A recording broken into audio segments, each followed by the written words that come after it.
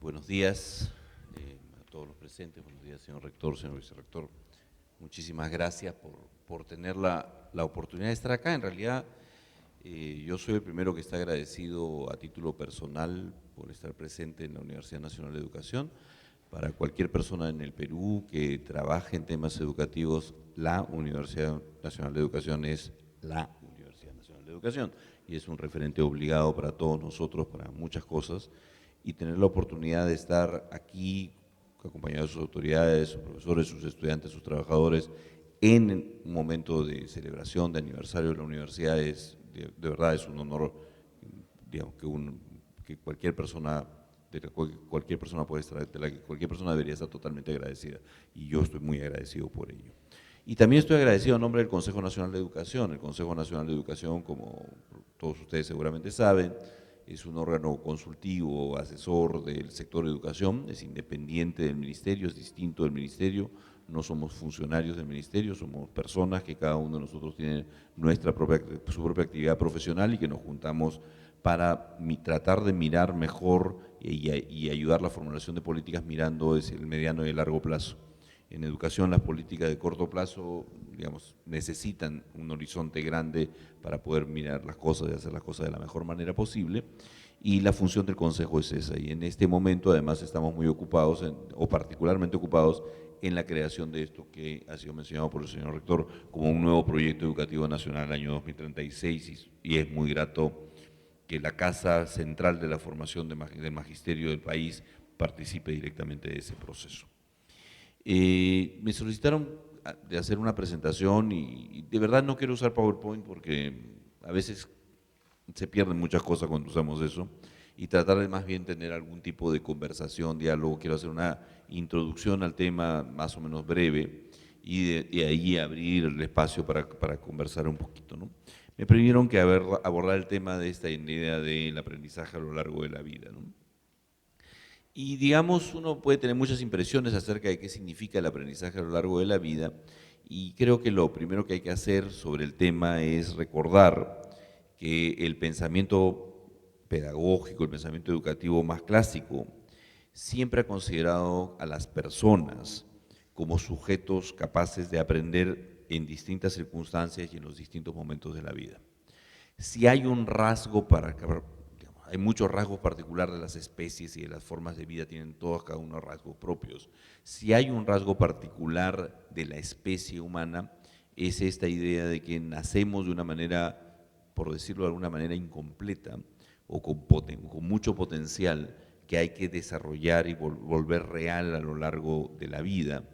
Y en ese desarrollo del potencial humano, eh, el aprendizaje juega un rol fundamental. Las personas aprendemos siempre, a veces aprendemos de modo no intencional, de modo casual, a partir de un accidente o una cosa, digamos, sorpresiva que nos sucede, que no estaba prevista, y muchas veces aprendemos también intencionalmente, de una manera más estructurada, como cuando estamos en un programa de estudios.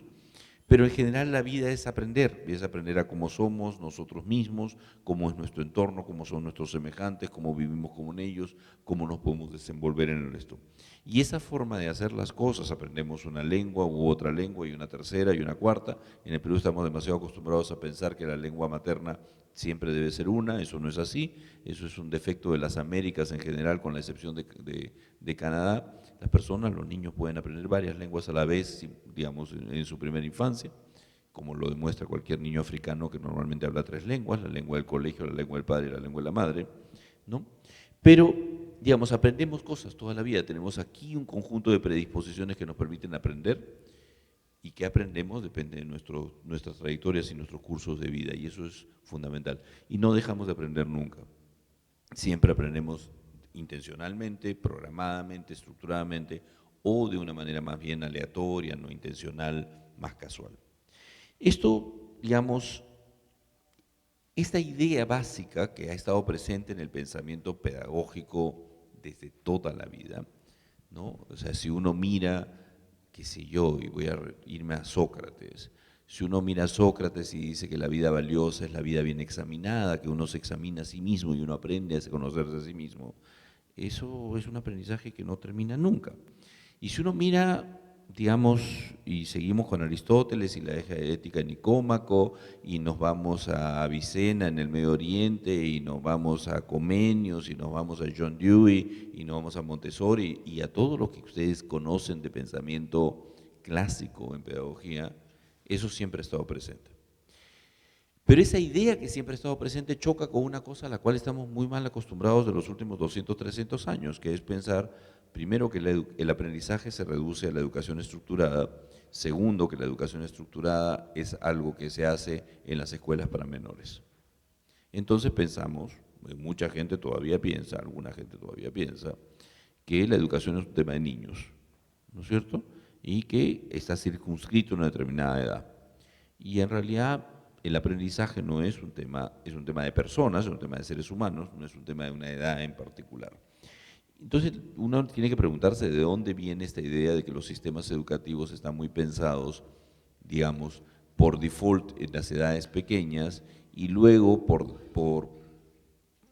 digamos, para poder reparar algunas otras cosas en las edades adultas, pero en general tendemos a pensar que los chicos, digamos, entre los 3 y los 24 años es que se educan, y después ya esto es más ocasional, como si no importase, ¿no? Eso, ¿de dónde viene esa idea? Creo que esa es una idea que hay que desmontar, es una idea que hay que discutir, que tiene que ver con la creación de los sistemas educativos nacionales a fines del XVIII y principios del siglo XIX, y las intencionalidades que estuvieron detrás de la creación de los sistemas educativos nacionales. Pero si pensamos en las personas y en las necesidades de aprendizaje y de educación de las personas, no hay ninguna razón para tener una cosa tan circunscrita. Y luego, y la otra contraparte de eso es lo que decía acerca de pensar que la educación de jóvenes y adultos, especialmente la educación de adultos, es solamente para reparar lo que los adultos no hicieron cuando debieron ir al colegio y no lo terminaron, ¿no? Las personas nos educamos todo el tiempo y tenemos necesidades todo el tiempo, y entonces eso no está pensado. El sistema educativo peruano atiende 8 millones de personas, básicamente personas menores de 24 o 25 años, ¿y qué pasa con los demás? No hay que atenderlos, no hay que mirar, no tienen ninguna necesidad, más aún considerando lo que ha pasado en el país en el pasado reciente. Si ustedes miran la inversión pública en educación de los últimos 60, 70 años, lo que van a ver es que entre el año 75 y el año 90 la inversión pública por estudiante en el Perú se cayó. Perú vivió una gran crisis económica, institucional, etcétera, entre el 75 y el año 90. En el año 90, el Estado peruano gastaba a precios de hoy aproximadamente 84, 85 soles por estudiante por mes. Con 84, 85 soles por estudiante por mes no se puede garantizar una buena educación. ¿Estamos? Y esto ha tomado mucho tiempo salir de ese hueco en el que caímos. Un proceso de caída muy largo, que también fue caída de los salarios docentes, ¿no? Los docentes en el año 90 ganaban a precios de hoy día aproximadamente 154 soles mensuales, ¿no? Y esto ha ido recuperándose poco a poco, no digo que ya estemos donde deberíamos estar, pero ha ido recuperándose. Ese proceso de recuperación, si uno toma, por ejemplo, un umbral y dice, por poner un número, ¿ya? Solamente un número que no es arbitrario porque sale de la investigación sobre la educación privada en el Perú. Cuando uno mira la educación privada en el Perú, encuentra una educación privada de élite que es bastante buena y encuentra una educación privada masiva de bajo costo que es bastante mala. Digamos, en Lima, por ejemplo, los 2/3 de los colegios de educación básica privados tienden a ser muy malos y tienden a costar menos de 200, 250 soles mensuales, ¿ya? Si uno toma esos números como referencia y se pregunta ¿por cuánto tiempo el Estado peruano ha gastado menos de 200 o 250 soles al mes por estudiante en la educación pública? Uno va a encontrar que es un periodo que dura entre 30 y 40 años, entre el año 75 y el 2005 menos de 200 soles mensuales, y entre el año 70 y el 2010 menos de 250 soles al mes. Eso es una barbaridad, eso ha sido la destrucción de la educación en el país durante un periodo muy largo, no intencional necesariamente, tiene que ver con una profunda crisis que hemos vivido y por otros procesos demográficos complejos, pero eso ha deteriorado mucho la educación en el Perú durante un periodo muy largo de tiempo. Hoy ya estamos en más o menos 400 soles por estudiante por mes, estamos saliendo de ese hoyo. No digo que 400 soles sea suficiente, hoy día el salario de los profesores ya no es 154 soles al mes, ya es 2.300 soles al mes promedio, no estoy diciendo que sea bueno, lo que estoy diciendo es que esto se está moviendo y hay que aprender a valorar ese movimiento. Todavía falta un montón, pero se mueve. Pero hay un problema.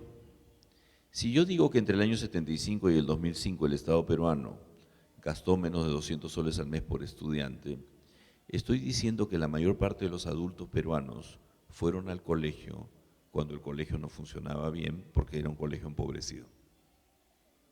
¿Y qué hacemos con esos adultos? ¿Qué hacemos con esos 16 millones de personas en el Perú? ¿No hay nada que hacer? ¿Ya nos olvidamos, esperamos que se mueran? ¿O hay algo que hacer? ¿O no es ese un desafío fundamental de la educación peruana? Si uno mira la educación y el aprendizaje como procesos que van a lo largo de la vida y entiende que la mayor parte de la población peruana adulta, por ejemplo, no ha tenido una buena educación básica, o no ha tenido educación básica, o no ha tenido una buena educación básica, ahora empezamos a entender algunos problemas que tienen que ver con varios comportamientos que conforman la sociedad peruana en distintas escalas. Yo siempre bromeo con eso, ¿no? Y hago una broma y digo, si pensamos que la mayor parte de la población adulta del Perú ha ido a una educación básica muy deteriorada, ahora entendemos el Congreso que tenemos, ¿no es cierto? O sea, todo el mundo se ríe hasta que uno dice, no por los congresistas, sino por nosotros que los elegimos. Y ahí la gente ya no se ríe, ¿no es cierto? Nosotros, los que elegimos, hemos tenido una pésima educación básica. Y eso tiene consecuencias, no solo en cómo elegimos, tiene consecuencias en cómo manejamos, en cómo nos comportamos en la esquina y en cómo nos comportamos en distintos ámbitos de la vida. Y eso hay que enfrentarlo. Entonces el Estado peruano hoy día atiende, la sociedad peruana, perdón, en su sistema educativo atiende a 8 millones de personas. Bien, ¿y los 16, 17 millones restantes qué vamos a hacer? Nada, vamos a olvidar.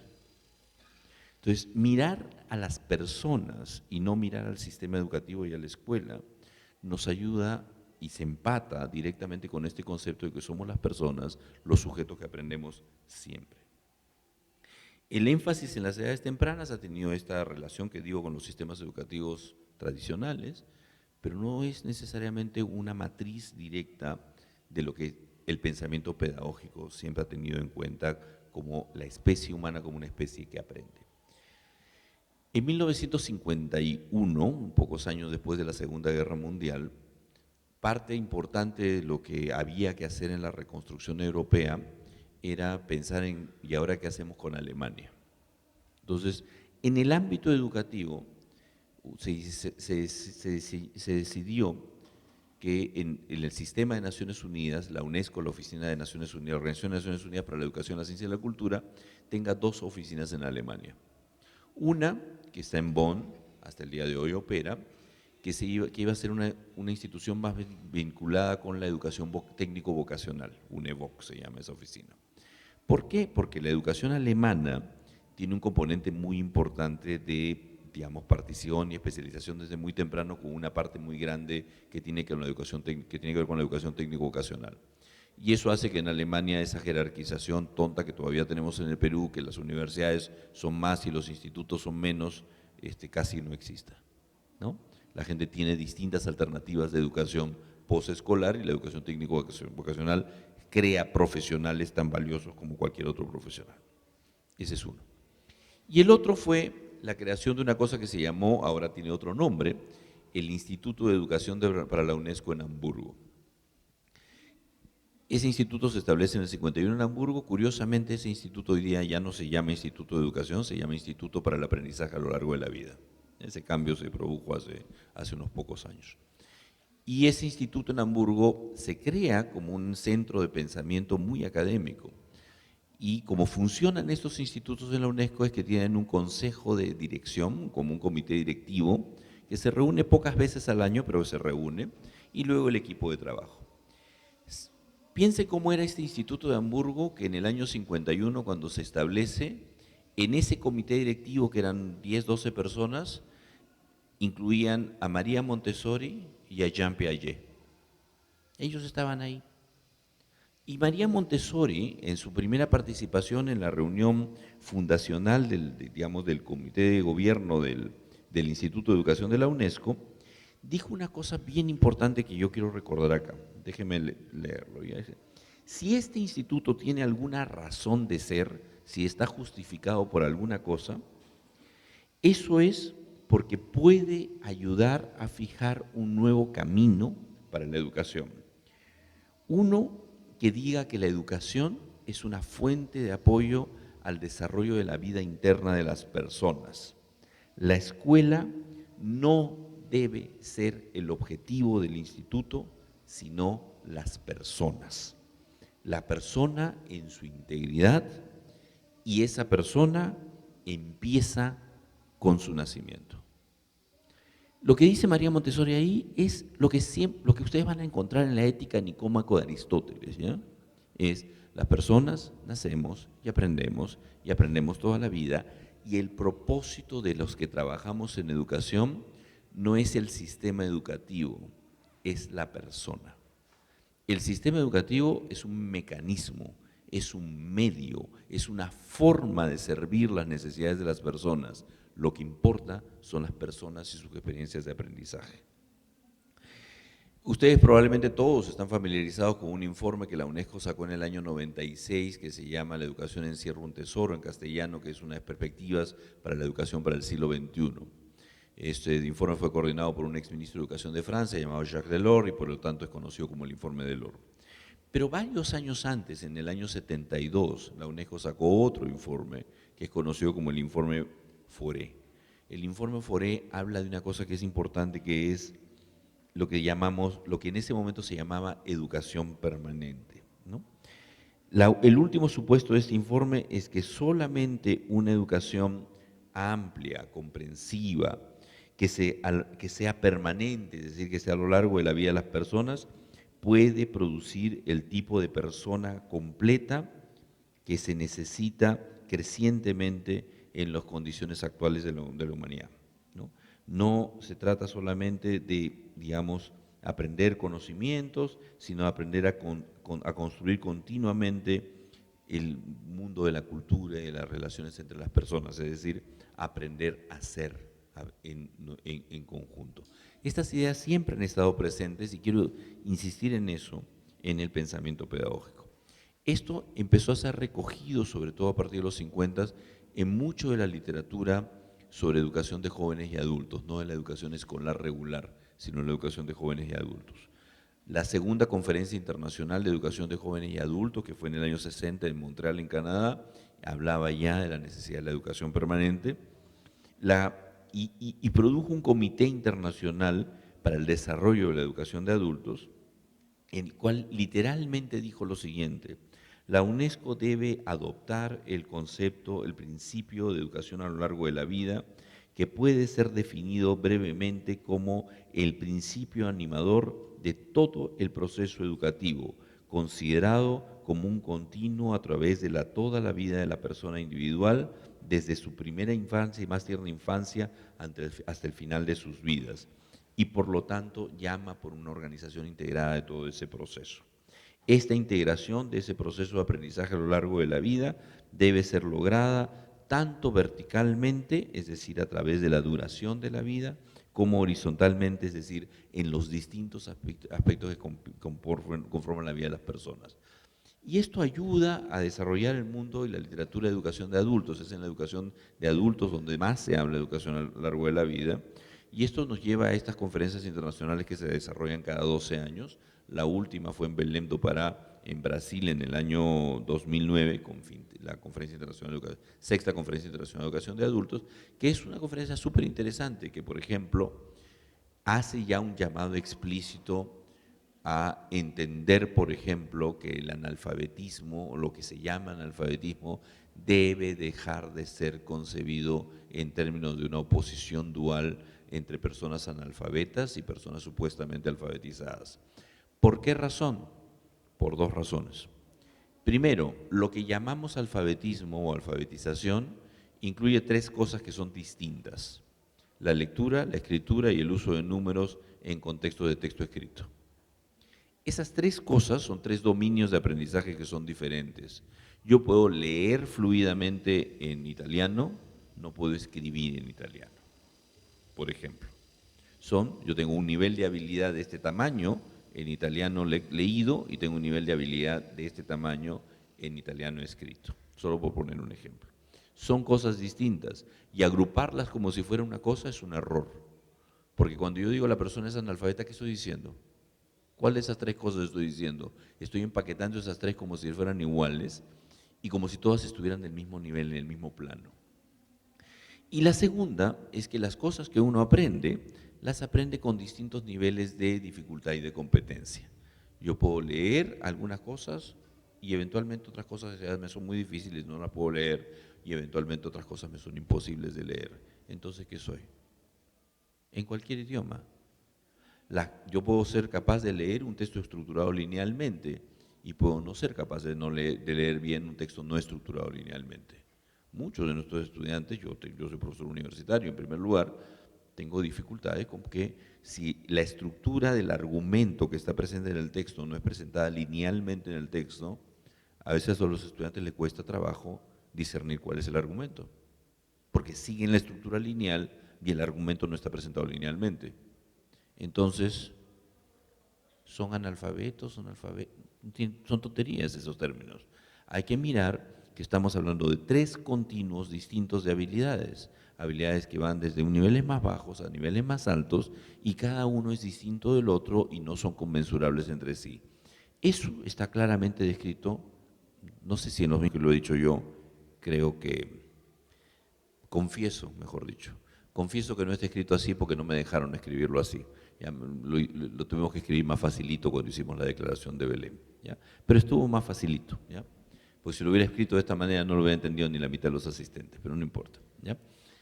Justamente por este tipo de problemas, o recuerden, por ejemplo, esta cosa tan divertida que pasó, ustedes conocen las conferencias mundiales de educación, ¿no? Yom Dakar, Incheon.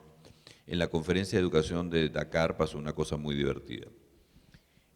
Estuvieron discutiendo sobre el tema del alfabetismo adulto. En esa época se consideraba que más o menos el 20% de la población mundial era analfabeta. Entonces, habían puesto como una de las metas que debía salir de Dakar, reducir a la mitad el número de porcentaje de analfabetismo adulto, es decir, pasar de 20% a 10%. Y algún buena alma, un buen espíritu siempre presente ahí dijo, pero no pongamos la meta en negativo, pongámosla en positivo. Y entonces la meta terminó redactada y aprobada por un plenario de 1.600 expertos en educación diciendo hay que aumentar el nivel de alfabetismo en 50%. Porque supuestamente aumentar algo en 50% es la forma positiva de decir reducir lo otro, el complemento a la mitad. Resulta que aumentar la tasa de analfabetismo en 50% es materialmente imposible, porque si la tasa de alfabetismo está en 80, aumentarla en 50% quiere decir aumentarla a 40 puntos, es decir, pasar a 120% de la población alfabetizada, lo cual es una estupidez, básicamente, pero demuestra que la gente tenía competencias para la operación con números, ¿no es cierto?, en la Conferencia Mundial de Educación, porque nadie se dio cuenta, hasta unos días después. Y eso ha sido un lío porque la burocracia dice esto está escrito en piedra y no se puede cambiar. Entonces, las competencias de alfabetización son varias, son tres cosas distintas y hay que mirarlas de esa manera, y eso está en Confintea 6 y en Confintea 7, la Conferencia Internacional de Educación de Adultos 5 anterior, la anterior 5, que es del año 97, está mucho más desarrollado el concepto de aprendizaje a lo largo de la vida. Es una visión, en el fondo, muy humanista del aprendizaje, es una visión que no limita el aprendizaje y la educación a la escuela, que comprende los aprendizajes intencionales, los aprendizajes no intencionales, los aprendizajes intencionales conducidos autónomamente. Yo puedo estar estudiando algo hoy día, de hecho estoy estudiando 2 o 3 cosas por mi cuenta, de una determinada manera, no institucionalizado, ¿no? Y los aprendizajes más casuales o accidentales. Hay una visión del ser humano como sujeto inacabado que crece y se desarrolla a lo largo de la vida, proceso en el que el aprendizaje juega un rol central. Es un concepto muy vinculado, lamentablemente, a la educación de adultos, pero que deberíamos recuperar en su verdadera dimensión, es la educación de personas y no solo de adultos, pero fue muy importante en los últimos años en la educación de adultos para superar el énfasis que la educación de adultos ha tenido durante muchísimo tiempo en el tema de alfabetización y reparar a los adultos que no fueron a la escuela o que tuvieron una mala escuela. Eso es importantísimo, pero la educación de adultos no termina ahí. Yo tengo 56 años y hoy estoy estudiando varias cosas. Estoy mejorando mi italiano, estoy estudiando el lenguaje de programación Python porque quiero hacer un algoritmo de inteligencia de Machine Learning para hacer cierto tipo de análisis estadístico, quiero hacerlo distinto. Y estoy tratando de recuperar, que tengo medio abandonado mi piano, hace tiempo que no toco y estoy tratando de recuperar. Ya, esas son mis necesidades de aprendizaje hoy día, por ejemplo.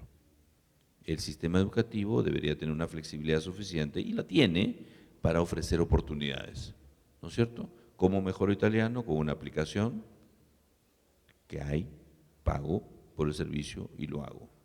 Pero debería haber otras oportunidades, debería haber mucho más oportunidades. Los adultos pueden tener más cosas que hacer en su vida que simplemente estar 8 horas en la oficina para después llegar a la casa a ver televisión, ¿no es cierto? Y entonces hay que mirarlo más allá de subsanar lo que no se hizo con la educación regular. ¿No? ¿Por qué de alguna manera este concepto que es tan clásico en el pensamiento pedagógico está medio perdido o ha sufrido algunas cosas? Primero, decía hace un rato, por la formación de los sistemas educativos nacionales, que ha estado muy centrado en la educación de niños, primero. Pero segundo, por una cosa que ha marcado mucho el debate y la política educativa de los últimos 40 años. En los años 50, Schultz y Minzer y otra persona que ahorita no recuerdo su apellido, empezaron a desarrollar una cosa que se llama en economía la teoría del capital humano. La teoría del capital humano básicamente consiste en lo siguiente.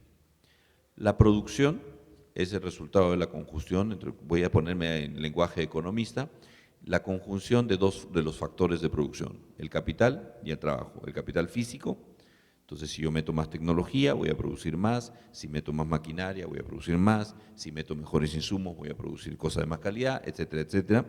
Y el otro componente, el otro factor es el trabajo. Y a ese trabajo, estos economistas le llamaron no trabajo, sino capital humano. Las personas en el trabajo movilizan sus capacidades. ¿Cómo crecen las capacidades de las personas? Educándolas. Entonces, educar es invertir en capital humano, es equivalente a invertir en maquinaria, es equivalente a invertir en tecnología, es equivalente a invertir en mejores insumos, desde el punto de vista de que eso va a redundar en una mayor productividad y entonces una mayor riqueza material en los países.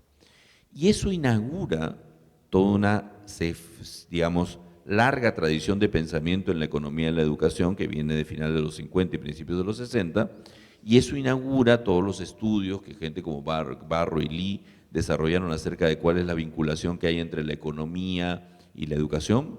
A más años de educación, entonces la economía crece más, a más años de educación, entonces la gente tiene mayores ingresos, etcétera, etcétera, etcétera. Y eso inaugura también rectificaciones que se han hecho en ese argumento.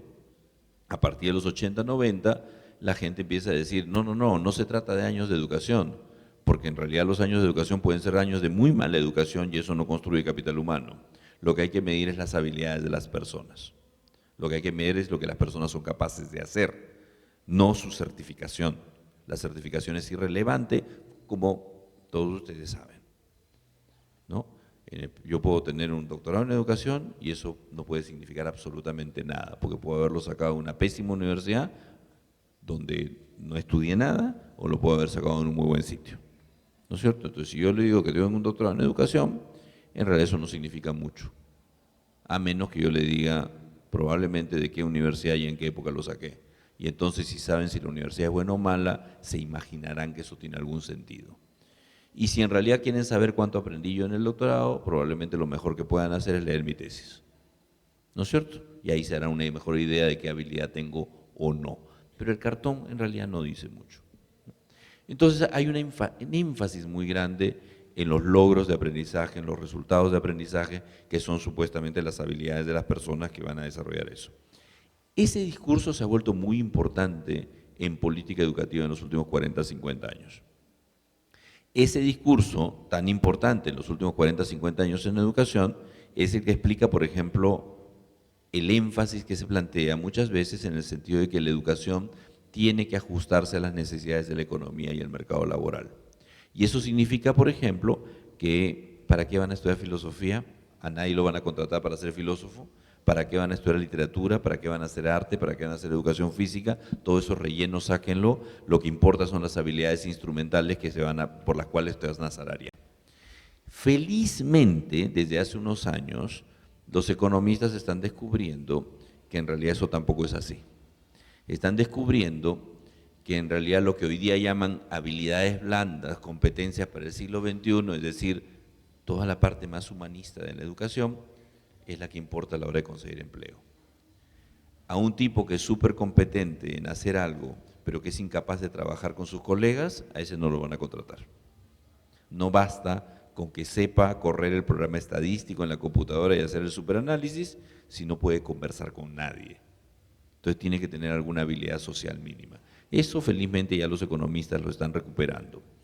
Pero este discurso ha tenido mucha primacía en la política educativa de los últimos 40 años. Y ese discurso es el que está atrás de cosas como, por ejemplo, las pruebas. Yo tengo una relación de amor-odio con las pruebas estandarizadas, ¿ya? Normalmente las detesto, pero soy capaz de reconocer que pueden servirnos para algunas cosas. No todas las pruebas estandarizadas, depende de cómo estén diseñadas. Por ejemplo, una prueba como PISA básicamente no sirve para nada. Pero, digamos, el énfasis de PISA es en eso. ¿Cuál es la formación de capital humano? Y la mejor explicación o evidencia del énfasis de la OCDE en el tema de capital humano es algo que ustedes van a conocer mejor en el mes de noviembre de este año. En noviembre de este año se va a publicar un informe de un estudio de la OCDE que es un programa que se llama el Programa de Evaluación de Competencias de la Población Adulta, que es una especie de prueba PISA, pero para adultos.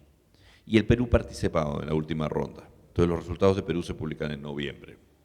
Y esos resultados, yo puedo aquí poner plata y apostar, van a confirmar lo que yo les dije al inicio.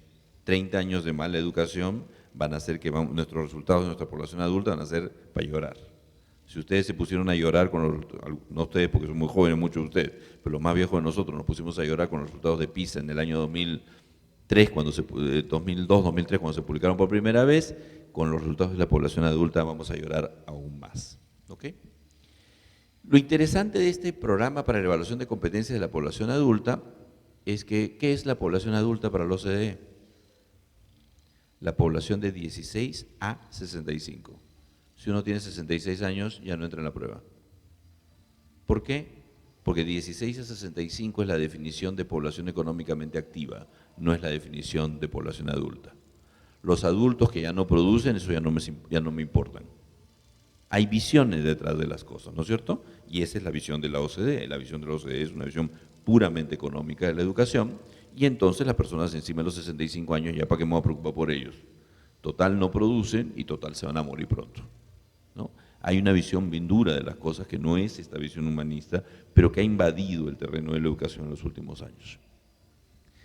Cierro con un comentario, para poder abrir y conversar un poquitín, cierro con un comentario más sobre este enfoque. Si hoy día ustedes me preguntan cómo va a ser el proyecto educativo nacional al 2036 en el que está trabajando el Consejo, mi obligación es responderles básicamente lo siguiente: no sé. ¿Por qué debo responder eso? Debo responder eso porque estamos haciendo un gran proceso de consulta y diálogo con todo el mundo. Entonces, si yo supiera cómo va a ser, ¿para qué estoy haciendo consulta? Si al final ya sé qué cosa voy a hacer. No tiene ningún sentido, ¿no es cierto? Pero lo que sí, esa es la respuesta corta. La respuesta larga es la siguiente: el Consejo Nacional de Educación no les puede decir hoy día cómo va a ser ese proyecto. Lo que sí les puede decir, y lo tienen en alguno de los folletos que está por ahí circulando, es lo que nosotros queremos impulsar. Nosotros queremos impulsar una visión de la educación centrada en entender que la educación es fundamental para el desarrollo de las personas y sus comunidades y sus colectividades. Por lo tanto, queremos proponer en el proyecto educativo nacional, y eso es lo que vamos a hacer en las siguientes fases del proceso de consulta, una visión de la educación centrada en las personas y en las necesidades educativas de las personas desde que nacen hasta que se mueren. Ahora los vamos a invitar a participar en la consulta, y la consulta lo que hace es cuáles piensas tú que son las necesidades para los distintos grupos de edad. No les estamos preguntando qué piensan de la primaria, qué piensan de la secundaria, qué piensan de la universidad. Estamos preguntando qué pensamos de las necesidades de las personas. Enfocar la política educativa en las personas y no en el sistema y no en lo que hacemos nos permite además de retomar una visión más humanista del discurso sobre educación, nos permite además plantear una cosa que es importante, es las personas y sus comunidades, es decir, es el ciudadano individual como parte de una sociedad democrática, el individuo y la colectividad democrática a la vez, no solo individuos, no solo comunidad, las dos cosas, y un sentido de pertenencia a una comunidad democrática y de afirmación de principios y valores democráticos. Y como estamos hablando de afirmación de principios y valores democráticos, centrar la educación en las personas significa entender que la educación es un derecho de las personas. Entonces, si la educación es un derecho de las personas, es un derecho para todas las personas y por lo tanto, todas las preocupaciones que hoy día tenemos sobre los problemas de inequidad en educación, de segregación en educación, no son un añadido, son un aspecto central del discurso sobre la educación peruana contemporánea. Eso es lo que nosotros quisiéramos proponer y eso es lo que nosotros quisiéramos avanzar. Una idea centrada en que la educación y el aprendizaje son cosas consustanciales a la condición humana, esa condición humana como individuos y como miembros de comunidad democrática, es decir, como ciudadanos de una sociedad democrática, y por lo tanto la educación es un derecho y por lo tanto los problemas de equidad son centrales en cualquier discusión que tengamos sobre educación. Es más o menos eso de donde queremos avanzar, como grandes principios generales, más otras cosas que tienen que ver con perspectivas, hacia dónde vamos, qué sé yo, y más con, bueno, también un análisis de dónde estamos y qué problemas tenemos. Hay muchas cosas que se han movido para bien en los últimos años, pero lentito, y quisiéramos que avancen más rápido. Y hay cosas que no se han movido y que tenemos que moverlas en serio. Por ejemplo, ustedes tienen que ser un referente fundamental de toda la discusión peruana sobre uno de los problemas más abandonados y más descuidados de la política educativa de los últimos 40 años, la formación inicial de los maestros. No hay educación, a pesar de lo que pueda decir alguna persona un poco mal informada, no hay educación estructurada sin un rol de una persona que guía ese proceso y eso es lo que llamamos maestro, ¿no es cierto? Entonces, la formación inicial de los maestros es crucial para enfrentar los desafíos de esta formación humana en el contexto de la sociedad contemporánea. Y lo paro ahí para poder conversar un poquito. Muchísimas gracias.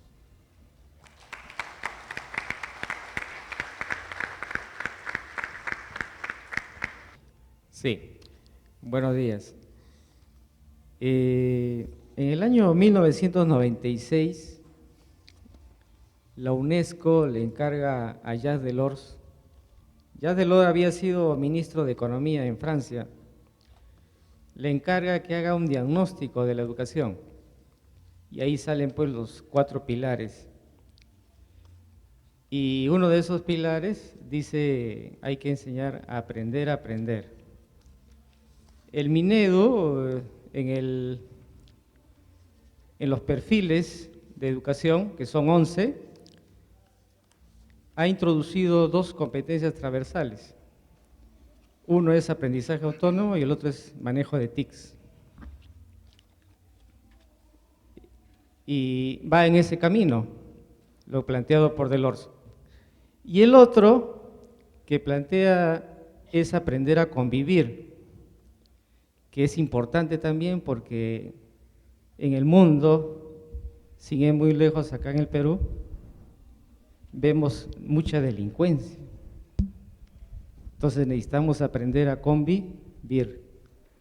Y también dentro de ese aprendizaje de aprender a convivir también con diferentes fuerzas que existen al interior de diversas instituciones. Porque si no aprendemos a convivir, no vamos a salir adelante. Y eso me recuerda al hijo de Vargas Llosa, Álvaro Vargas Llosa, cuando en un artículo periodístico le recomienda a Toledo, una vez que Toledo gana el gobierno, le dice, vamos a hacer una especie de pacto de la Moncloa, lo que había sucedido en España, que se pongan de acuerdo las fuerzas políticas, y eso hay que hacerlo acá en el Perú.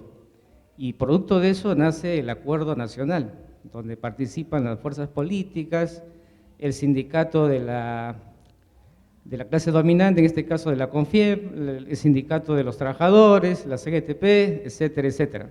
Y producto de eso nace también el Consejo Nacional de Educación.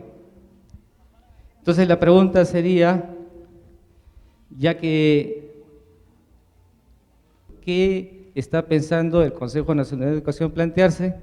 Ya que se supone que al 2021 debíamos haber llegado en educación al 6% y aún estamos raspando el 3%, ¿no? Esa sería la pregunta concreta. Gracias. Buenos días. Doctor, mira, en el 2004 salió el libro de Kiyosaki que decía niño rico, niño listo. Bueno, anteriormente también Kiyosaki hablaba de la educación financiera y justo el comentario que ha hecho usted en este libro aparece también que los ancianos de 60 años para adelante ya no le importan a la comunidad financiera o al Banco Mundial, etcétera. Bueno, mi pregunta es, ¿cómo ve usted el detalle en la educación básica de la educación financiera? Buenos días a nuestro visitante y a las autoridades. Se está hablando de un nuevo PEN al 2036. Mi pregunta sería si ya han hecho un balance de el PEN que ya muy pronto se va a terminar en el 2021. Se plantearon 6 objetivos interesantes: el tema de la equidad, el tema de la calidad, el tema del desempeño docente, el tema de la gestión, el tema de la formación, educación universitaria y el tema, el compromiso de la sociedad con la educación. ¿Qué tanto se ha evaluado? Porque yo para proponer un nuevo PEN tengo que ver las dificultades, los logros y qué ha pasado si no se logró estos 6 objetivos. ¿Qué ha pasado? ¿Cuáles son el análisis para yo volver ahora a proponer un nuevo PEN? ¿O es que también vamos a proponer un nuevo PEN que llegamos al 2036 y de la misma forma vamos a estar en lo mismo? Entonces, esa sería mi preocupación, que si hay un balance, ya estamos a puertas para terminar este PEN. Con el permiso de nuestras autoridades, buenos días, doctor presidente de la Comisión de Educación del Perú. Quiero formular 2 inquietudes que tengo. Sabemos, a nivel de la historia, nuestro sistema educativo está yendo de reforma en reforma. Estas reformas no están dando poco o casi nada una solución definitiva. Primera pregunta: ¿por qué en nuestro país, con nuestra reforma y especialmente con la política educativa nacional y con el Proyecto Educativo Nacional de Educación, no se plasma para poder industrializar nuestro país? Eso, creo yo, debe ser el gran reto de nuestro sistema educativo, al margen de formar profesionales intelectuales capaces de ejercer su profesión en diferentes niveles, tanto para privadas y estatales. Segundo lugar, ¿por qué nuestro Proyecto Nacional de Educación, un ecuatoriano me decía, tienen un buen proyecto y estarán de calidad? Yo le decía, le invito a visitar. Ustedes lo han hecho ya una evaluación de este proyecto que tiene hasta el 2021. Son 2 cosas puntuales. Muchas gracias. En primer lugar, felicitar a nuestro invitado y señalar lo siguiente. desde que iniciamos la escolarización, bueno, los que ya estamos con cierta edad, venimos comprobando, por lo menos en la docencia, y ahora que se habla de género, que sigue existiendo una educación dual. Y esta educación dual comienza desde el hogar. Educar por parte de la madre y a veces del padre en roles para el varón, en el corte tradicional, y también para la mujer. Y eso comienza con el aspecto lúdico, los juguetes, los juegos, las rondas, los roles que deben cumplir hombre y mujer. Sigue esta educación dual en las instituciones educativas porque todavía hay colegios para varones, colegios para mujeres. Hace mucho tiempo se quiso erradicar esta situación y aquí también entra el problema de la formación por parte del clero, ¿no?, que tiene instituciones educativas en ese sentido. Colegios para mujeres, colegios para varones. Hay universidades que son exclusivamente para mujeres. Hay especialidades que son netamente exclusivas para mujeres. Por ejemplo, en educación inicial sería raro ver a un docente en un aula con niños de 2, 3 o 5 años. Esta situación de la dualidad ha permitido que se llegue a extremos con respecto a la relación hombre-mujer en los diversos roles sociales que se vienen desarrollando. ¿De qué manera la proyección es lograr que la educación sea mixta, sea recíproca, sea de un desarrollo de género común para lograr pues una democracia en ese sentido, en el aspecto? A ver, muchas gracias por las preguntas. A ver, déjenme empezar por las fáciles, o las que son, no sé si fáciles en el fondo o más fáciles de contestar. El Consejo Nacional de Educación ha publicado, no recuerdo el número exacto, si es 8 o 9, balances de avances y con recomendaciones sobre el proyecto educativo nacional vigente. Eso está, lo hacemos regularmente. El último fue publicado, corrígeme, diciembre del año pasado. En diciembre del año pasado, y es que una de las funciones del Consejo es mirar qué está pasando con el proyecto educativo nacional vigente y por lo tanto el análisis del seguimiento del proyecto educativo nacional es una tarea permanente del Consejo.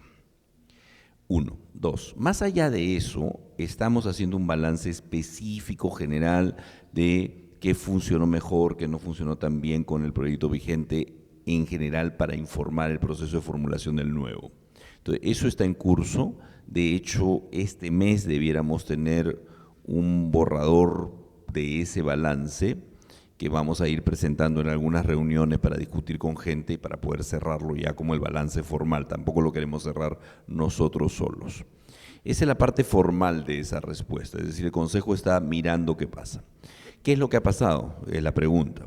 Yo creo que han pasado varias cosas. Han pasado algunas cosas que han funcionado un poco mejor, otras cosas que no han funcionado nada, unas cosas que no han funcionado nada porque tal vez no estuvieron bien planteadas en el proyecto educativo nacional, otras cosas que no han funcionado por otras razones. O sea, puede haber distintas causas, ¿no?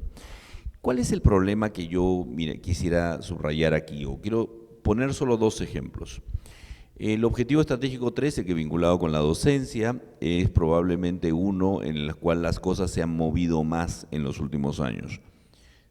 Se ha cambiado el régimen laboral docente en términos de hacer una carrera docente centrada en el mérito profesional como criterio fundamental para el acceso, la permanencia y el progreso en la carrera.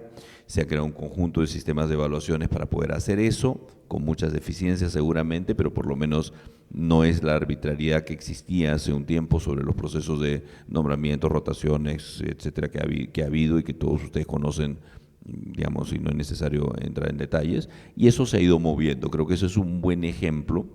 ¿Cuánto de eso se ha movido porque existe el PEN y cuánto de eso se ha movido por otras razones? Esa es otra pregunta, ¿ya? Es muy difícil encontrar una explicación de atribución. Esto pasa porque está en el PEN y le hicieron caso al PEN. En algunos casos puede ser, el PEN ayudó a empujar algunas cosas, pero esa atribución es bien difícil de determinar. Ese es un ejemplo. Donde en el tema de docentes, donde no nos hemos movido nada, es el tema de la formación inicial, por ejemplo. Y eso es un bache inmenso. ¿En qué otros temas se han movido las cosas? Y creo que hay que insistir en que hay cosas que sí se han movido y que se han movido más o menos bien. Tenemos hoy día un 98% de los chicos que terminan la primaria, crecientemente terminan a la edad que deben terminar y el atraso escolar se ha reducido. Tenemos hoy día 85% de los chicos que terminan la secundaria, aunque ustedes probablemente no lo crean, es el segundo valor más alto de toda América Latina después de Chile. ¿Ya? En Uruguay no llega al 50%, en México no llega a 60%, en Cuba no llega a 60-70%, porque los últimos, en Cuba son solo obligatorios la primera parte de la secundaria, es decir, son 9 años de educación obligatoria, no son 11 o 12, como en nuestro caso que son 11. ¿Ya? Y también se ha ido reduciendo el atraso escolar. Los niveles de aprendizaje de las personas tenemos muy poca evidencia, pero la poca evidencia que tenemos, que viene de las pruebas estandarizadas, toda indica que está mejorando, que está subiendo, muy despacio para nuestro gusto, deberíamos estar mucho mejor, pero se mueve. Y ahí, si ustedes miran, si ustedes usan la prueba PISA, ¿ya? Y miran cuánto se ha movido el promedio de la OCDE, de los países desarrollados en estos 20 años que existe PISA, no se movió nada. Nosotros sí. Y consistentemente, no es que suba y baje, no es que sube y baje, ha sido consistentemente para arriba. Insuficiente, sin duda. Ha habido varias cosas que se han movido, ¿no? Entonces hay cosas que no, hay cosas como el objetivo estratégico número 6 de la sociedad educadora, que es muy complicado y digamos la televisión probablemente hoy día sea peor de lo que era hace 10 años, ¿no es cierto? Y es una cosa sobre la cual hay mucho menos capacidad de influencia. Y voy a mencionar una cosa más que tiene que ver con otra pregunta, pero eso lo voy a dejar un ratito para el costado para juntarla con otra pregunta, que es la parte financiera, ¿ya? ¿Por qué algunas cosas se mueven y otras cosas no se mueven? Eso está vinculado a un problema adicional, que es la profunda fragilidad institucional del Perú. El Consejo Nacional de Educación es como el custodio del proyecto educativo nacional. Si el ministro de Educación no te quiere recibir, no te recibe y estamos en problemas. Porque las instituciones son en general débiles. Y no hay una sociedad civil que reclame para que eso sea distinto, porque también la sociedad civil es débil. Por ejemplo, cuando mencionas el Foro del Acuerdo Nacional, están representados los sindicatos, perfecto, de sindicatos empresariales y sindicatos laborales. Ya, pero el 70% de la PEA de este país tiene empleo precario informal, no está sindicalizada. Entonces, está bien que estén representados los sindicatos, pero los sindicatos aquí representan a 1 de cada 3 personas. ¿Y el resto? El resto no tiene representación porque no tiene organización, porque la sociedad civil es frágil. Y eso es un problema muy importante en el país. Entonces, hay muchas cosas que dependen mucho de las relaciones. O sea, con Patricia Salas había una súper buena relación, con Flor Pablo, como se imaginarán, la relación es espectacular, pero hay mucho, y con el ministro Chang prácticamente no existió relación entre el Consejo Nacional de Educación en esos años. Entonces, hay mucho altibajo que tiene que ver con esa fragilidad que hace que las cosas sean demasiado persona dependiente, demasiado dependiente de quienes están. Otro tema, y ahí me junto con la pregunta sobre el financiamiento de la educación, otro tema donde las cosas se han movido y se han movido bastante en el Perú es el tema del financiamiento en la educación, ¿ya? En el año 90, el presupuesto público de educación era 1.600 millones de dólares de hoy, corregidos por inflación, ya para que los números sean comparables. En el año 90, cuando estábamos en el fondo, cuando estábamos en el peor momento de la crisis, el presupuesto de educación era 1.600 millones de dólares al año. Para el año 2000 ya había subido a 2.700 millones de dólares al año, hoy día es 9.000 millones de dólares al año. Hoy día el presupuesto de educación es 6 veces, en términos reales, lo que era en el año 90. Y el indicador de gasto sobre producto no se ha movido. Seguimos gastando alrededor del 3% del producto, ¿no es cierto? Entonces, si la realidad se mueve 6 veces y el gasto por alumno, como les dije hace un rato, ha pasado de 84 soles a 400 y el salario docente ha pasado de 154 soles a 2.200, si todos los indicadores financieros se mueven así y el gasto sobre el producto no se mueve, ¿no será que es un mal indicador? ¿No será que ese indicador no es el indicador que deberíamos usar? Si la realidad se mueve y el indicador no se mueve, ¿no será que ese indicador no es lo que necesitamos? ¿Saben cuánto gasta Japón como porcentaje del PIB en educación? 3.7, igual que nosotros. Pero no estamos igual, ¿no? Porque ese 3.7 no es nuestro 3.7. ¿Y saben cuánto gasta Namibia en educación? 12% del producto. Y tiene una peor educación que la nuestra, porque su producto es de este tamaño. 12% de eso es nada, 3% de esto es un montón, que es el caso japonés. Y a ustedes que todos decimos que la educación tiene que ver con la atención de la diversidad y que las condiciones son cambiantes y que todo es distinto, ¿no les parece sospechoso que desde hace 50 años para todos los países del mundo por igual la meta sea la misma, 6% del producto para todos los países desde hace 50, 60 años? ¿Y dónde está la diversidad? ¿Dónde está la variedad? ¿Dónde está el cambio? Déjenme utilizar un tecnicismo, y esto es una opinión estrictamente personal, ¿ya? No, yo quiero liberar a mis colegas de consejo respecto del tecnicismo que voy a decir ahora. La meta de 6% del producto es un disparate. Lo que hay que hacer es estimar cuánto cuesta una buena educación, y la buena educación no cuesta igual en Lince y en Purús. Entonces el mismo número no sirve, un número para todos no sirve, porque tengo que atender la diversidad. Y en Purús me va a costar más que en Lince. Y yo tengo que determinar ese número, y ese número nadie lo ha determinado. Y ese número hay que estudiarlo, pues hay que trabajar en serio, hay que esforzarse. Es más fácil repetir una fórmula desde hace 60 años que hacer el trabajo en serio de decir cuánto cuesta una buena educación en Purús, cuánto cuesta poner un buen profesor bueno en Purús o en Huepí. ¿Cuánto cuesta? Nadie sabe, ¿no es cierto? Ninguno de nosotros sabe. Ese trabajo hay que hacerlo. Y ese trabajo es el que nos va a decir, esto es lo que necesitamos invertir en educación. Y no solo cuánto en el monto global, sino cuánto en Huepí, cuánto en Purús, cuánto en Atalaya, cuánto en Caballococha, cuánto en Santo Tomás y cuánto en Lince, que no es igual. ¿Ya? Entonces, a mí que no, el costo del porcentaje de producto no se haya movido mucho, en realidad lo que indica es que ese indicador es pésimo. Porque el gasto por alumno se ha movido, el salario de los docentes se ha movido, la inversión total se ha movido, y se ha movido un montón. Y se ha movido un montón. Nosotros con un par de colegas hicimos un seguimiento de las variables fundamentales de gasto desde 1950 hasta el 2017. Y la historia es una historia muy marcada de cambio a partir más o menos del año 2004-2005 para aquí. Porque el crecimiento económico ha arrastrado eso. ¿Esa plata alcanza? ¿Es suficiente? Probablemente no. ¿Está bien distribuida? ¿Está bien usada? Probablemente no. Pero eso no se resuelve aumentando el monto o fijándolo o indexándolo al producto, porque además la indexación al producto quiere decir que cuando el producto se caiga, es decir, cuando haya recesión, vamos a tener que gastar menos en educación. Y justamente hay que hacer al revés. Cuando haya recesión habría que gastar más para protegerlo. Si yo lo indexo al producto, me meto un balazo en el pie. Cuando la economía se contraiga, nos va a ir peor. Entonces, hay varias cosas ahí que mover, ¿ya? Una pregunta anterior sobre el tema de industrialización y demás. Antes de eso, en el preámbulo de las preguntas decías, hemos movido en el Perú de reforma en reforma desde hace 50 años. Sí, al menos en las palabras, no sé si en las realidades. Probablemente en el Perú no ha habido la reforma que necesitamos. Probablemente no ha habido ninguna reforma. Probablemente ha habido algunos cambios. La reforma educativa del año 70 en el papel tiene cosas valiosísimas, pero si ustedes miran la plata, hay un problema. Un amigo mío, Francisco Sagasti, fue convocado por el Ministerio de Educación en el año 70 para hacer una estimación de cuánto costaba hacer la reforma educativa que decía la ley de reforma educativa y el documento, el libro azul de la reforma, ¿se acuerdan? Ya.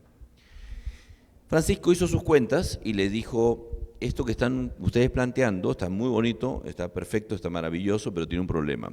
Cuesta 10 veces el presupuesto de la República. Eres un contrarrevolucionario, desgraciado, malo, vete de acá. Entonces llamaron a Richard Webb para que rehaga los cálculos. Y Richard concluyó, Francisco tiene razón. Y eso fue antes que empiece la crisis del 75. Entonces, hubo reforma educativa, cambiamos el uniforme escolar, esa es fácil porque se la pagan las familias, cambiamos el horario escolar, ese es fácil porque todos se acomodaron ahí. ¿Y cuánta reforma hubo? De verdad. Y después todas las demás, todas las reformas que han habido además, son mucho más chiquitas en alcance que lo del 70 se planteó. Y yo no las llamaría reformas ni siquiera en el papel. Quizás el cambio más dramático y más importante que ha habido sea el cambio que se introdujo alrededor del año 95, cuando empezamos la transición que nos lleva al currículum actual por competencias. Cambiar los enfoques de la educación tradicional en una educación más centrada a los estudiantes, aprendizajes activos y todo lo demás. Quizás ese sea el cambio mayor que ha habido en los últimos 30 años. No lo sé, habría que evaluar. Porque además hay una cosa que es bien importante. Todos hablan de reformas, todos hablan de hacer cosas distintas, pero desde hace 25 años los 4 ejes de política educativa que existen en el Perú son los mismos. Recién ahorita con Flor está cambiando. Si ustedes escuchaban al ministro Jaime Severa decir, nos preocupan 4 cosas, los estudiantes, sus aprendizajes, la modernización de la gestión, los docentes y la infraestructura, esas 4 cosas igualitas están en los documentos del programa de mejora de la calidad de la educación primaria del año 95. Y eso ha tenido una tremenda continuidad en el tiempo, lo cual ha sido bueno en algunas cosas. Distribuimos materiales educativos desde el 97 y no hemos dejado de hacerlo, pero hemos abandonado la formación inicial y no hemos dejado de abandonarla, ¿no? Hay cosas buenas en la continuidad y cosas malas en la continuidad. La educación, ¿cuál es su vinculación con la industrialización? Depende de cuál es el modelo de país que uno quiera. Si uno quiere un país industrial, eso es una opción. Yo creo que en realidad la educación, en primer lugar, tiene que formar personas, y estamos fallando en eso. Personas íntegras, amplias, que puedan desempeñarse en un mundo industrial o en un mundo postindustrial. Depende de dónde estemos. Gente flexible, gente capaz de moverse, que afirme principios y valores democráticos. Yo creo que uno de los problemas del Perú, y eso también es una opinión personal, uno de los problemas más importantes que ha tenido el Perú en los últimos 20 años, es que nos hemos creído el cuento de que más plata quiere decir desarrollo. ¿No es cierto? Todos felices porque ahora los grifos son más bonitos, las tiendas son más bonitas y nos podemos comprar carros más bonitos y ropa más bonita. Y ahorita nos damos de narices con que más plata sin vida institucional no sirve de mucho. Entonces, la afirmación de los principios y valores democráticos y de la convivencia civilizada son tanto o más importantes que los recursos materiales. Yo no me preocuparía tanto por si el modelo económico es el tipo A o B o C, sino que es el modelo de sociedad que quisiéramos construir en adelante. Y quedan 2 cosas más. La educación, ya. 3 cosas más. Uno tiene que ver con que creo que hace 25 años iniciamos el camino de los cambios curriculares que hoy día están expresados en el Currículum Nacional de Educación Básica. Voy a decir una cosa así, creo que el currículum de educación básica en general no está mal. Yo lo simplificaría un poco, ¿no es cierto? Tener 9 competencias de comunicación me parece un exceso. Lectura, escritura y competencia oral en castellano, 3, en castellano, en lengua originaria y en inglés, 3 por 3, 9. Creo que eso se podría agrupar, se podría simplificar un poquito el currículum. Pero más allá de esa tontería que acabo de decir, que es una nimiedad, el currículum resume un largo proceso de cambios que está ahí y que apunta justamente a incorporar cosas y a dejar de pensar que la educación es sobre una materia, si es la financiera, si es el emprendimiento, si es la educación cívica, sino a pensar en la educación como educación de personas. Hace unos días conversaba con un amigo y le decía, imagínate Yo, ¿cómo me gustaría una clase, digamos, en tercero de secundaria? Me gustaría una clase de tercero de secundaria donde llegue el profesor y le diga a sus estudiantes: chicos, todos ustedes saben que la Tierra es redonda, ¿no es cierto? Sí, claro, profesor. Y saben porque han visto fotos y dibujos, ¿no es cierto? ¿Qué pasaría si no tienen fotos? ¿Cómo lo sabrían? Los griegos hace 2300 años lo tenían clarísimo, ¿no es cierto? Y no tenían fotos. Nadie había salido a tomar una foto. ¿Cómo lo sabían? Entonces empezamos a explicar el tema de los eclipses, el tema del mar, el tema de la curvatura, etc. Y después de un rato, ya todos ya entienden cómo sabemos que la Tierra es redonda, el profesor agarra y les dice: ¿y me pueden decir de qué tamaño es? Porque los griegos también sabían de qué tamaño era y no le habían tenido que dar la vuelta como Magallanes con Sebastián Elcano. Eratóstenes hace 2300 años calculó eso. ¿Y cómo hizo? Y entonces empezamos a discutir. Y sacan ustedes su tablita y hacen su geometría y dicen 2 paralelas cortadas acá, ángulos alternos internos, la distancia de Alejandría 100, 800 kilómetros, la distancia angular 7, regla de 3, 40.000 kilómetros. El cálculo era todo lindo, ya. Qué bacán. Y ahora díganme una cosa: ¿cómo se le ocurrió al sonsonazo de Colón creer que iba a llegar a China viniendo en esa dirección? Si siento que la Tierra es de este tamaño, ese viaje hubiera durado 1 año y ningún barco iba a aguantar viajar 1 año porque no tenía cómo abastecerse de agua. Es que Colón pensaba que la Tierra era más chiquita. Pues si no, no se hubiera subido. Colón no tenía idea de lo que sabía Eratóstenes. Si no, no se hubiera subido. Nadie se hubiera subido al barco.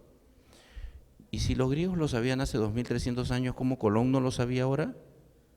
Y entonces discutimos sobre el proceso histórico que llevó a la quema de la Biblioteca de Alejandría y cómo se recupera el saber clásico en el Renacimiento en Europa, y discutimos acerca de cómo la ciencia no evoluciona linealmente, sino que hay ganancias y hay pérdidas. Y entonces hicimos una clase de filosofía de la ciencia, de geometría, de cosmología, de geografía, de historia. ¿De qué fue la clase? De todo a la vez, ¿no? Ya, ¿esa no es la idea? ¿Esa no es la manera como aprendemos? Ok, le explico Eratóstenes en el curso de historia y eso no tiene nada que ver con Colón 1800 años después. Y eso no tiene nada que ver con la forma de la forma de los planetas y las estrellas. Claro, porque si ustedes llevan esa misma cosa y llevan fotos de planetas y estrellas a un kindergarten, un niñito de 5 años se iba a preguntar lo que uno de nosotros nos vamos a preguntar: ¿por qué todos son redondas y no hay ninguna que fuera cuadrada? ¿No es cierto? Un niño pregunta eso. Y eso es lo que debemos seguir siendo capaces de preguntar. ¿Por qué todas las estrellas, por qué todas las planetas, por qué todas las lunas son redondas y no son de otra forma? Eso no es lo que queremos hacer en la educación. Eso no es formar gente íntegra, balanceada, que mire cosas distintas y que las conecte entre sí. Si seguimos compartimentando, estamos fritos. Y yo eso sí creo que es importantísimo. Yo a veces bromeaba y digo: yo siempre en educación he sido profundamente marxista. Yo quiero un colegio sin clases de matemáticas, sin clase de historia, sin clase, ¿no? Yo quiero un colegio donde la gente aprenda cosas, problemas, realidades, no disciplinas, separadas, fragmentadas, inconexas, ¿no? Y el último tema tenía que ver con el tema de los estereotipos de género y la separación. Yo creo que es bien importante ahí varias cosas. Es importante entender que hay, por ejemplo, evidencia. Voy a ponerme de abogado del diablo solo porque es bueno ser abogado del diablo en un medio académico. Hay evidencia que dice que cuando las chicas estudian separadas de los chicos, hay mayores vocaciones científicas entre las chicas que cuando están con los chicos. Ni las chicas no van a la uni, ¿no es cierto? Si estudiasen por separado, de repente irían más. Porque las chicas y los chicos no maduran igual. O aquí las chicas no se acuerdan cuando tenían 13 años y ustedes estaban conversando de cosas que los sonzonazos de los chicos de 13 años no iban a conversar. ¿No es cierto? Porque los sonzonazos estaban jugando bolitas y ustedes estaban en otra. ¿No? Los ritmos de maduración son distintos, los espacios son distintos, la forma como se reproducen los estereotipos son distintos. No estoy diciendo que haya que separar, no estoy proponiendo eso. Lo que estoy diciendo es que hay que meter la evidencia sobre lo que hay en la discusión y en el fondo yo creo que hay que chocolatear todo lo que se pueda chocolatear. No solo hay que chocolatear hombres con mujeres, habría que chocolatear por edades. Yo quisiera que un niño de 5 años estuviera en una clase de cosmología en quinto de secundaria y pregunte lo que los sonsonazos de 17 años no van a preguntar. ¿Por qué todos los planetas son redondos y por qué todas las estrellas son redondas y no hay ninguna que sea cuadrada o triangular o de otra forma? Y quisiera tener un profesor que diga, un ratito, acá tengo una foto de las 2 lunas de Marte y como verán tienen forma de papa. ¿Por qué las lunas de Marte, Fobos y Deimos, tienen forma de papa y todo lo demás es redondo? Y eso se discute y se explica, ¿no? Hay que chocolatear, porque hay que chocolatear y hay que crear diversidad. Y esa diversidad es fundamental para valorarnos. Y el tema de género tiene que ver con los estereotipos sobre hombre y mujer. Ustedes saben que eso del rosadito y el celestito, ¿saben desde cuándo existe, no? Saben que a principios del siglo XX todos los bebés se vestían de blanco y todos más o menos usaban falda. Porque evidentemente si ustedes tienen un niñito que todavía no controla esfínteres, es más fácil cambiarlo si tiene falda, ¿no? Hombre, mujer usaban igual vestido, porque a la hora que se ensuciaban los pañales, se levanta el vestido y es más fácil limpiarlo. La industria textil norteamericana, para aumentar ventas, inventó el tema del rosado y el celeste, para diferenciar.